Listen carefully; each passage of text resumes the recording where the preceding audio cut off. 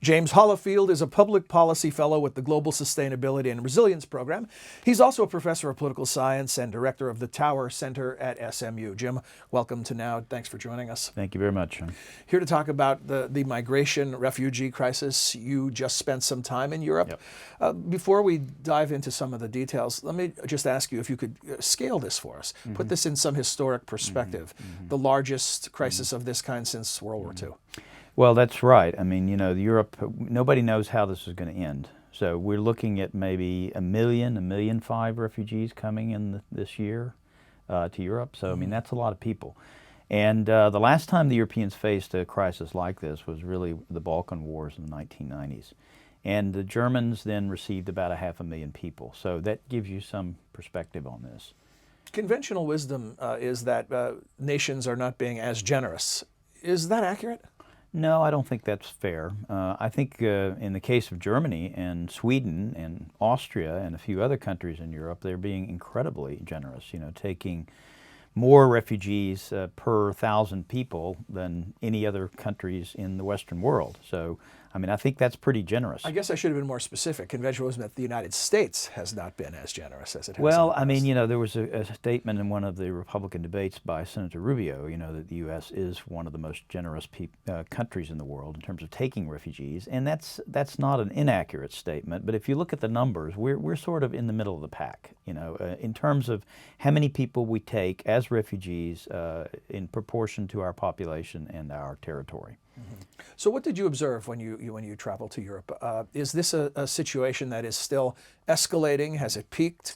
What's happening? Well, I was there at an interesting moment because the Germans were just beginning to come to terms with the numbers. And I would say that this is a multi-level crisis. I mean, first and foremost, it's a humanitarian crisis. So that demands an emergency response. And the Germans and others were in emergency mode. You know, where are these people going to sleep tonight? You know, who's going to feed them? You know, that's a real crisis. And you know, this has been brewing for some time in the Middle East, but it's also a moral and a legal crisis. I mean, the West has big commitments here under the Refugee Convention. The Germans, who have a long and bitter experience with refugees and displaced people, you know, they're taking the lead in terms of dealing with the moral and legal obligations that Germany, Europe, and the West has under this convention.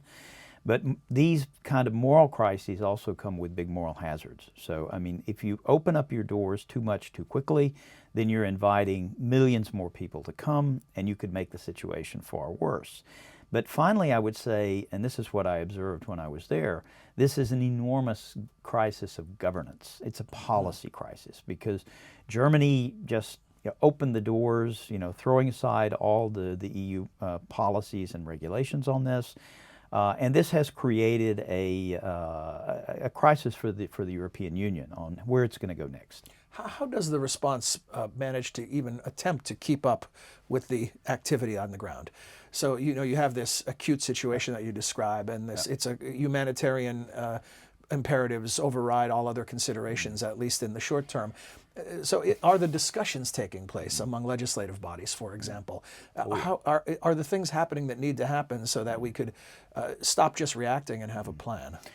Well, I think the Europeans are wrestling with this. You know, there are debates going on in Germany right now. You know, Chancellor Angela Merkel, who's taken the lead on this, her popularity ratings have suffered as a result of opening German doors to refugees. But Germany is still the leader of Europe in the EU. So the Germans have, along with some other welcoming countries in Western Europe, have pushed Europe towards a kind of quota system where they're going to try to redistribute some of the refugees coming in. And just in the past couple of days, you know, they had meetings with Turkey. The Turks have exacted a price, you know, for their cooperation in helping to control these flows.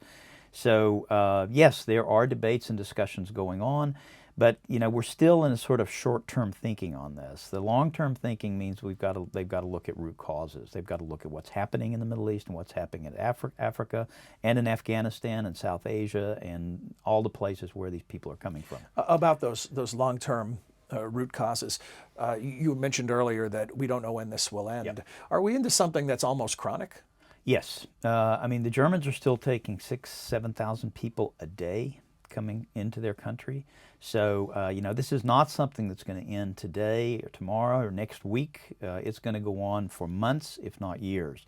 And the longer we allow the problems to fester, you know, at the source, you know, the greater the potential that this becomes a long-term and chronic issue. And taking a step back from this current crisis, your project here, the Emerging Migration State, you're looking into this far beyond what has Well, is I am currently going on. trying to understand how states in particular govern the migration and the mobility of people. You know, looking at this over the past 50, 60 years, trying to see how states can shape migration, regulate migration for strategic purposes.